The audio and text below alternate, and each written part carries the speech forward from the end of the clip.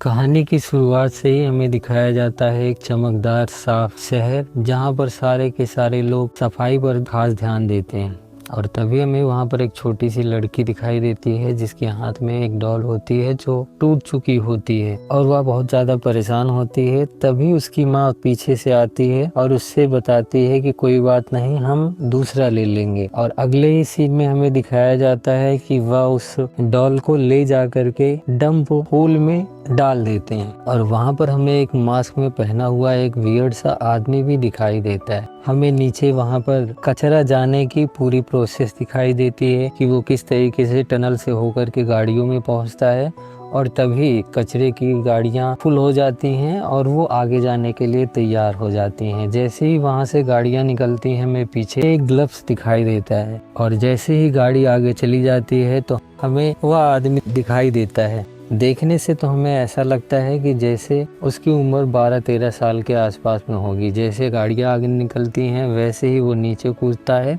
गाड़ियाँ सीधे ग्रेवयार्ड में चली जाती हैं। तभी वह लड़का अचानक से कचरे के कमरे में दिखाई देता है जहाँ पर वह कुछ कचरे चुन रहा होता है। तभी अचानक से उससे गलती से आवाज़ हो जाती है और बाहर खड़ा हुआ सिपाही ये आवाज़ सुन करके वहाँ जाता है और देखता है कि कोई कचरे को इधर उधर कर रहा होता है, जिससे वह गुस्से में आता है और उसे हाथ ऊपर करने के लिए कहता है और वहाँ अलार्म भी बजा देता है। अलार्म बजते ही वहाँ पर बहुत सारे लोग आ जाते हैं। अब वह लड़का समझ जाता है कि वह नहीं बच सकता है। तभी वह उनसे भागने की कोशिश करता है। बहुत सारे सिपाही भी वहाँ आ चुके होते हैं और उस पर बहुत सारी गोलियां भी चलाते हैं, लेकिन वह खुद को किसी तरीके से बचाता हुआ आगे की ओर बढ़ता है। तभी हमें उस लड़के की झलक दिखाई देती है। वह हमारी कहानी का लीड हीरो रूडो होता है जो कचरा चुन रहा होता है और उस पर बहुत ज्यादा गोलियां बरसाई जाती है, लेकिन वो किसी तरीके से खुद को बचाते हुए आगे भाग रहा होता है। तभी अचानक से एक गोली उसके शरीर से छूती हुई निकल जाती है, लेकिन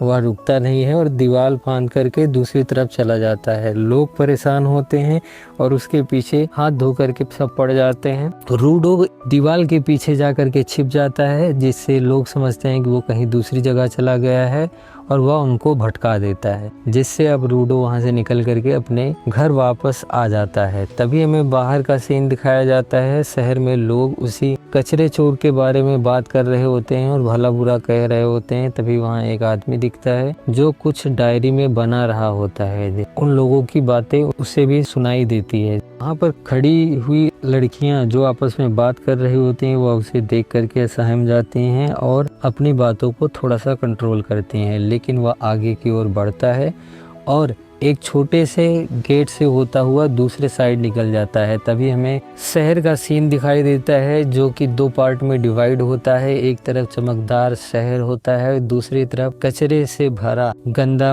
कुचैला झुग्गियों का एक झुंड दिखाई देता है, जिससे हमें साफ पता चलता है कि इस दुनिया में लोगों को अलग अलग सेपरेट बांट दिया गया है। और वो बांटने का तरीका क्या है अभी तो हमें भी नहीं पता, आगे हम जरूर देखेंगे। तभी झुग्गियों में भी लोग उसी कचरे चोर के बारे में बात कर रहे हैं और यहाँ पर सभी को पता है कि वह कचरा चोर कौन है। इतने में हमें वहाँ रूडो दिखाई देता है जो अपने कचरों के साथ में कुछ काम कर रहा होता है। तभी वहाँ पर जीवा आ जाती है और उसे बहुत ज़्यादा बुरा भला कहती है, लेकिन उसकी बातों को वो बड़े ध्यान से सुनता है। तभी वह अपनी बात भी उसके सामने रखता है। वह कचरे से अपने जीने के लिए कुछ पैसे बनाने की कोशिश करता है और कुछ सामान वगैरह उसे दिखाता है। इनके बीच में बात चल ही रही होती है कि वहाँ पर कुछ लड़के भी आ जाते हैं जो पहले तो उसकी स्मेल के लिए उसे टीज करते हैं और बाद में उसके पिता को लेकर के उस पर बहुत ज़्यादा एलिगेशन लगाते हैं और उसके कचरा चोरी करने पर बहुत ज़्यादा उसे खरी खोटी सुनाते हैं और उसके सामान को भी इधर उधर फेंकने की कोशिश करते हैं, जिससे वह परेशान होता है, लेकिन रूडो कुछ नहीं कहता है। तभी बातों ही बातों में वो लड़के उसके पिता के बारे में बहुत ज़्यादा गंदी बातें करते हैं कि वह एक खूनी था, ये था, वो था, उसी की वजह से हम लोग यहाँ पर हैं, हम लोग अपनी इमेज सुधारने की कोशिश कर रहे हैं और तुम्हारे पिता की वजह से सब बर्बाद हो गया। जिससे रूडो बहुत गुस्सा हो जाता है और अपनी आँख दिखाता है, जिसे देख करके वो सारे के सारे डर जाते हैं। चीवा से कहते हैं कि इसकी आंखें अभी भी कातिलों के जैसी है, तुम भी इसके साथ में मत रहा करो। और वाह कहिया कहते हुए आगे की ओर बढ़ जाते हैं और जाते जाते कहते हैं कि मुझे पता है कि यह भी किसी ना किसी दिन किसी को मारने वाला है। जिससे रूडो बहुत ही ज़्यादा दुखी होता है। लेकिन उनके जाने के बाद में चीवा उसे बताती है कि मुझे तुम पर पूरा भरोसा है, तुम एक अच्छे आदमी हो और तुम ऐसा कभी भी नहीं करोगे, जिससे रूडो भी खुश हो जाता है और उसे समझ में नहीं आता कि आगे क्या करना है। तभी चीवा की नज़र उस डॉल पर पड़ती है जिसे उस बच्ची ने फेंक दिया था। अब वह डॉल सही हो चुकी है और वह उसे लेना चाहती है, लेकिन रूडो उसे बताता है कि यह बेचने के लिए नहीं है, वह उसे फ्री में देना चाहता था। लेकिन तभी वहाँ पर उसकी माँ आ जाती है और चीवा को बुलाती है। चीवा वहाँ से चली जाती है ग्रीटिंग देते हुए, और रास्ते में उसकी माँ उससे कहती है कि इस लड़के से दूर रहा करो, यह अच्छा लड़का नहीं है। यह सारी बातें वह भी सुनता है, उससे दुख तो होता है, लेकिन अपने सारे सामान को समेटते हुए वो वहाँ से निकल जाता है। जैसे ही वहाँ से वह घर पर पहुँचता है तो वहाँ पर रेप्टो पहले से ही मौजूद होता है, जो शुरुआत में दूसरे साइड में पेंटिंग बना रहा होता था। अब रेप्टो से वह बात करता है, लेकिन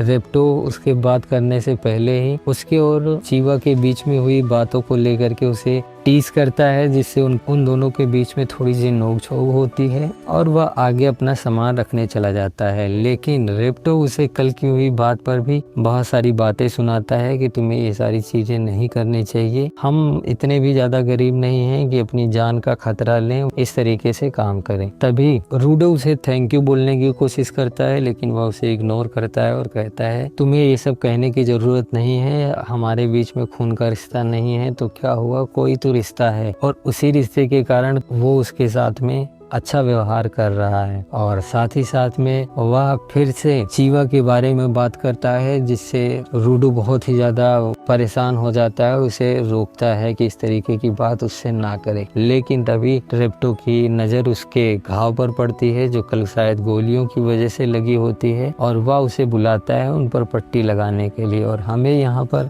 रूडो का हाथ दिखाया देता है, जो कि बहुत ही ज्यादा जला हुआ है और वो बहुत ही गंदा दिखाई देता है, और वह उसकी पट्टियों को साफ करता है और साफ करते हुए उसे बताता है यहाँ पर कातिलों की केवल एक ही सजा है, वो भी मौत, और उसे भी अगर कोई भी कातिल यहाँ मिल जाता है तो उसे खाई में फेंका जाता है, और उसके पिता को भी उसी खाई में फेंका गया है। अब रूडो अपने हाथ के बारे में सोचता है कि बचपन में जब उसके पास ग्लव्स नहीं हुआ करते थे तो उसे दर्द तो होता ही था इन घाव की वजह से, लेकिन साथ ही साथ लोगों की नज़र उस पर अजीब तरीके से होती थी, जिससे और भी ज़्यादा उसे तकलीफ हुआ करती थी। लेकिन एक रेप्टो ही था जिसने उसे पहली बार अप्रोच किया और एक ग्लव्स ला करके दिया, और वो ग्लव्स तब से उसके पास है और आज भी उसके पास है, जो उसे सुकून देता है और थोड़ा सा दर्द उसका कम भी करता है। और यही सोच ही रहा होता है, तभी रेप्टो की नज़र उस डॉल पर पड़ती है, और उस डॉल को उठाते हुए वह उससे कहता है कि तुम्हें इस डॉल को यहाँ नहीं रखना चाहिए, इसे चीवा को दे देना चाहिए, क्योंकि वह बहुत सुंदर लड़की है। अगर वह सही समय पर उसे नहीं अप्रोच करेगा तो कोई दूसरा उसके साथ में चला जाएगा, जिससे रूडो बहुत ही ज्यादा गुस्सा होता है और शर्माता भी है कि तुम्हें इस तरीके की बातें नहीं करनी चाहिए। अब ये सारी बातें उनके बीच में चल ही रही होती है, तभी हमें उनके घर के बाहर घूरता हुआ वही मास्क वाला आदमी दिखाई देता है, जो कहानी की शुरुआत में हमें दिखाई दिया था। अब सुबह का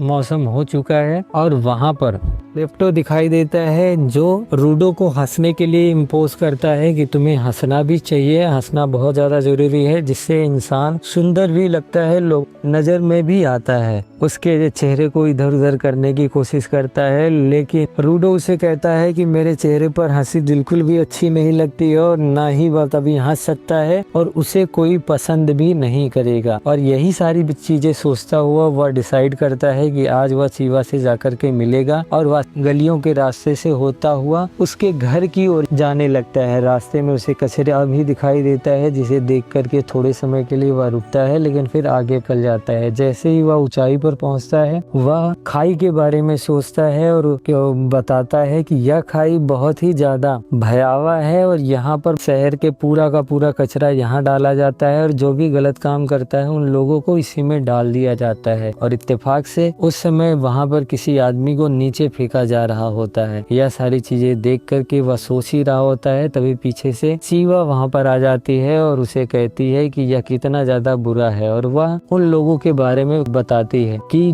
हमारी झुग्गियाँ इसी खाई के पास में इसीलिए बनाई गई है क्योंकि हम ना चाहते हुए भी ये सारी चीजें देखें, और एक चीज हमेशा दिमाग में रखें कि हम भी कचरा हैं, और अगर हम कोई गलत काम करेंगे तो हमें भी वहीं कचरे में ही जाना है। जिससे वह उसे कहती है कि तुम कभी भी ऐसा काम मत करना जिससे तुम वहाँ पर फेंके जाओगे। और इन्हीं बातों ही बातों में चीवा अपने प्यार को भी प्रपोज कर देती है, जिसे सुन करके रूडो बहुत ही ज्यादा अनोइंग बिहेव करने लगता है और उसे समझ में नहीं आता है कि वह क्या करे। लेकिन थोड़ी देर बाद वह खुद को संभालता है और वह डॉल गिफ्ट कर देता है, और खुशी से बहुत तेजी से भागते हुए वह नीचे की ओर जाता है और सोच रहा होता है कि यह सारी चीजें वो रेप्टो से जाकर के डिस्कस करेगा। और तभी वह किसी चीज से टकरा करके नीचे गिर जाता है। जैसे ही वह ऊपर की ओर देखता है तो वहाँ बहुत सारे सिपाही दिखाई देते हैं और उन्हें देख करके वह शांत हो जाता है। सिपाही उसे बगल हटने के लिए कहते हैं और वो आगे निकल जाते हैं। अब रूडो फिर से बताने के लिए आगे बढ़ता है, और जैसे ही दौड़ते हुए वह अपने घर की ओर पहुंचता है तो वह सोचता है कि उसे वेलकम करेगा रेप्टो। लेकिन जैसे ही अंदर की ओर दिखता है तो वहाँ उसे रेप्टो जमीन पर दिखाई देता है और उसे कोई मास्क वाला आदमी मार रहा होता है, जिसे देख करके वह बहुत ही ज्यादा गुस्सा होता है और वह उसे मारने के लिए आगे बढ़ता है। लेकिन वह मास्क वाला आदमी उसे एक पंच मारता है और वह पीछे जाकर के गिर जाता है। वो भी लहूलुहान हो जाता है और वह स्ट्रोक इतनी तेजी से होता है कि हिल भी नहीं पाता है। अब उसके सामने ही रेप्टो के सीने पर खंजर डाल देता है और सामने पड़ी हुई किताब को उठा करके वह आगे निकल जाता है, जिससे रूडो बहुत ही ज्यादा गुस्सा होता है और उसे मारने की धमकी देता है। लेकिन उसका शरीर बिल्कुल हिल नहीं पाता है, जिसके कारण वह आसानी से आगे निकल जाता है। लेकिन तभी रेप्टो उसे आवाज लगाता है और वह रेप्टो के पास में जाता है तो रेप्टो उसे कहता है कि तुम यहाँ से चले जाओ, भागो, यहाँ बिल्कुल मत रुको, ये पूरा का पूरा शहर ही कचरा है और तुम्हें कचरे में रहने की ज़रूरत नहीं है, तुम आज़ाद हो, यहाँ से निकल जाओ और इस पूरी जगह को बदल दो। लेकिन तभी पीछे से वो सारे सिपाही आ जाते हैं और उस पर इलेक्ट्रिक शॉक से अटैक करते हैं और उसे खूनी समझते हुए उसे पकड़ लेते हैं। बार बार रूडो उसे समझाने की कोशिश करता है कि खून उसने नहीं किया, किसी दूसरे ने उसका खून किया, लेकिन लोग उसे मानने के लिए तैयार नहीं होते हैं। लास्ट में उसे पंच मारते हैं जिसके कारण वह बेहोश हो जाता है। और बाहर भी हमें बहुत सारी भीड़ दिखाई देती है जो केवल एक ही बात कर रही होती है कि उन्हें पहले से ही पता था कि वह लड़का ऐसा ही कुछ करेगा। और वहीं पर हमें चीवा भी दिखाई देती है जो उस डॉल के साथ में होती है। अब अगले सीन में हमें दिखाया जाता है कि रूडो को उसी रस्सी के सहारे से लटकाया हुआ है और उसे नीचे फेंकने की तैयारी चल रही है। लोग उसे भला बुरा कह रहे हैं कि कचरे को नीचे फेंक दो, ये वो। रूडो को कुछ समझ में नहीं आ रहा है कि वह क्या करे और उसके साथ में क्या हो रहा है। लोगों को समझाने की कोशिश करता है, तभी उसे चीवा दिखाई देती है और चीवा को कहता है कि रेप्टो का कत्ल हुआ है और उसे उस कातिल को ढूंढना होगा। लेकिन चीवा उस पर बिल्कुल भरोसा नहीं करती है और वहां से जाने लगती है उसे कातिल का बेटा कहते हुए, जिससे उसका दिल भी टूट जाता है और वह डॉल को वहीं पर छोड़ करके चली जाती है। अब रूडो का हाव भाव बदल गया, वो हंस रहा होता है और लोगों से कहता है कि तुम सबके सब बेकार हो, कचरे हो, तुम्हारा कोई ओपिनियन नहीं है और तुम्हारे जीने का कोई मतलब भी नहीं है। जैसे ही उसे नीचे फेंकने का आदेश देने ही वाला होता है तभी रूडो की नज़र उस कातिल पर पड़ती है जो उसी भीड़ के बीच में खड़ा होता है, जिसे देख करके वो चौंक जाता है। लेकिन उसे नीचे की ओर फेंक दिया जाता है। वह नीचे की ओर जा रहा होता है और उसके मुंह से आवाज भी नहीं निकल रही होती है। काफी देर हवा में तैरने के बाद में अचानक से उसकी आंखें खुलती है और वह खुद को जिंदा महसूस करता है। तभी वह उठ करके देखता है तो चारों तरफ केवल कचरा ही कचरा और अजीब सी बदबू आ रही होती है, जिसे वह नहीं बर्दाश्त कर पा रहा था। और लोगों के बारे में वह सोचता है कि क्यों मुझे यहाँ पर फेंक दिया गया और उन्होंने मुझे क्यों यहाँ फेंका, यही सारी बातें वो सोच रहा होता है। तभी पीछे